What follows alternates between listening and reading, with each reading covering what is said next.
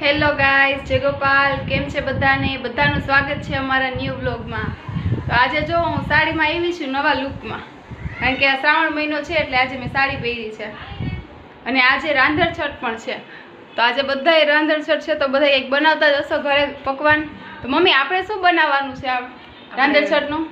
ઓળવાળા મીઠા થેપલા, તીખા થેપલા અને મઠનું શાક બનાવવાનું છે. તો કોણ બનાવશે આ? મારે જ બનાવવાનું છે. તો હાલો આપણે જલ્દી જલ્દી લોટ બાંધી લઈએ થેપલાનો. અને બીજું શાકમાં શું બનાવવાનું છે? ચણાનું શાક કે છે? મઠની ઘૂઘરી કરવાની છે.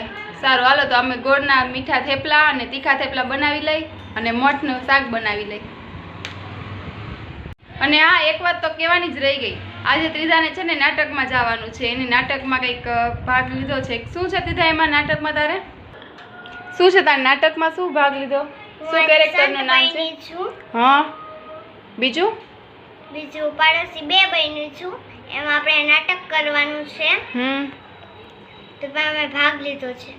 એટલે આ કંઈક છે ને સ્વામિનારાયણનું બાલિકાનું આવે છે ને નાટક, એમાં એને ભાગ લીધો છે. એમાં એક કંઈક બ્રહ્માનંદ સંત બની છે અને એક પાડોશી બની છે. જો એની ક્લિપ આવશે તો એ પણ હું આમાં એડ કરી દઈશ અને બતાવીશ ત્રિધાએ કેવો કર્યો છે ભાગ લીધો એ. અને અત્યારે તો ત્રિધાબેન અમારા કંઈક નાસ્તો કરે છે. ત્રિધા શું નાસ્તો કરો છું? શું ખાશી? દૂધ ને કેળા ને કંઈક મિક્સ કરીને ખાઈ છે ત્રિધાબેન? દૂધ, કેળા, કાજુ બદામ, ખાંડ.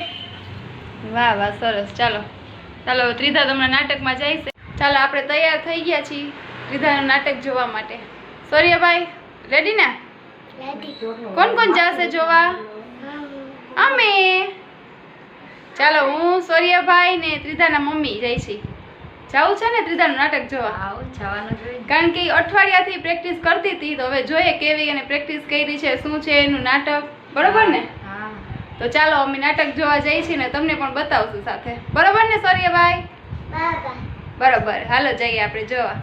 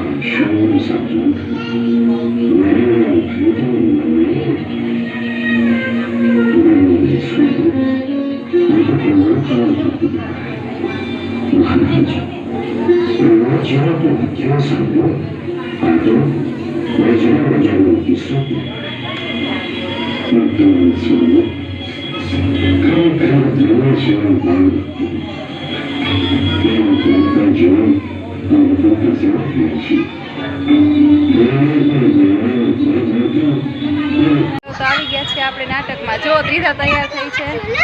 જો સ્વામીજી બની છે ત્રિધા અને એની ફ્રેન્ડ છે. જો બે સ્વામીજી બન્યા છે. ત્રિધા થઈ ગયું નાટક તારું પૂરું?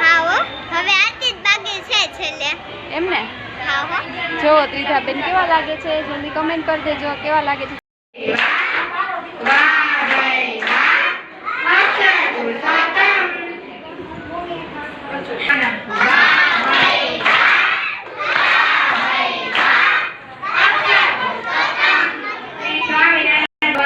થઈ ગયો છે.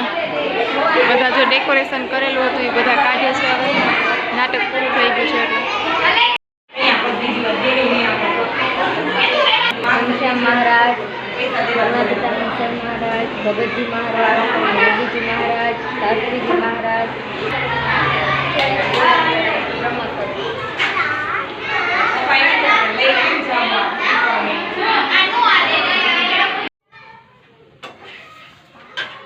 હાલો, શું કરે ભાવિસા? રાંધણછઠ છે તો હવે મીઠા થેપલા બનાવું છું. તીખા થેપલાનો લોટ તો તમે બાંધી લીધો છે. તમે 2 લોટ બાંધી દો. હવે હું 2 થેપલા ચોળવી લઉં અને પછી મઠ બનાવી દઉં. બરાબર ને? હા બરાબર. બીજું કઈ બનાવવું છે હવે? ના બસ બીજું કઈ નથી. સારું હાલો તો બધા આવો રાંધણસઠનું બનાવો. તમે રસોઈ બનાવી જ લીધી હશે. ચાલો થેપલા રેડી થઈ ગયા છે. ચાલો રાંધણછાટનું રસોઈ બની ગઈ છે. થેપલા મીઠા અને તીખા બધું રેડી થઈ ગયું છે. હવે આજનો વ્લોગ આપણે અહીંયા જ એન્ડ કરશું. આજનો વ્લોગ તમને ગમ્યો હોય તો લાઈક કરી દેજો અને જલ્દી મળીએ બીજા વ્લોગમાં. બાય.